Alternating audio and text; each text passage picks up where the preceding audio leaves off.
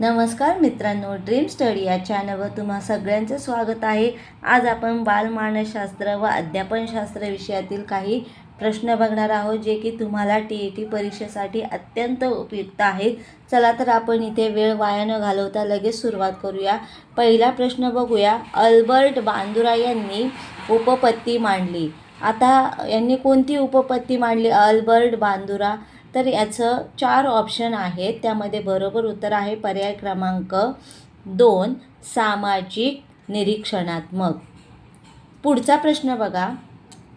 Kohler याने या प्राण्यावर प्रयोग केला। तर कोहलर यांनी चिंपांझी या प्राण्यावर प्रयोग केला। आपलं बरोबर उत्तर पर्याय क्रमांक 3 चिंपांझी। पुढचा प्रश्न बघा। संवेदना प्राप्त होते। तर आपण याचे ऑप्शन बघूया। बघा 4 ऑप्शन दिलेले आहेत। ज्ञानेंद्रियामुळे, विचारामुळे, कल्पनामुळे, प्रतिमेमुळे। तर संवेदना कशामुळे प्राप्त होते? तर बरोबर उत्तर ज्ञानेंद्रियामुळे, पर्याय क्रमांक 1। पुढचा प्रश्न। ही समाजाची छोटी प्रतिकृती आहे। तर शाळा, मंदिर, वाचनालय, कुटुंब। तर यामधलं बरोबर उत्तर आहे पर्याय क्रमांक 1 शाळा।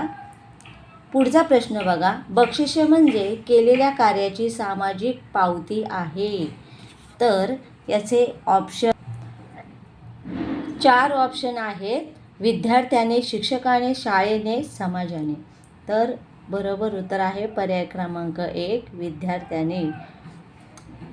पुढचा प्रश्न बघा।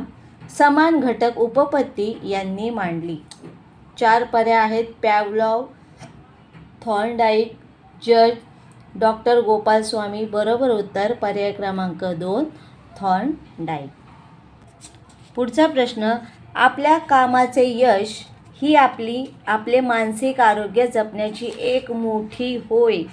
तर बरोबर उत्तर आहे गुरुकिल्ली, पर्याय क्रमांक 2। पुढचा प्रश्न बघा।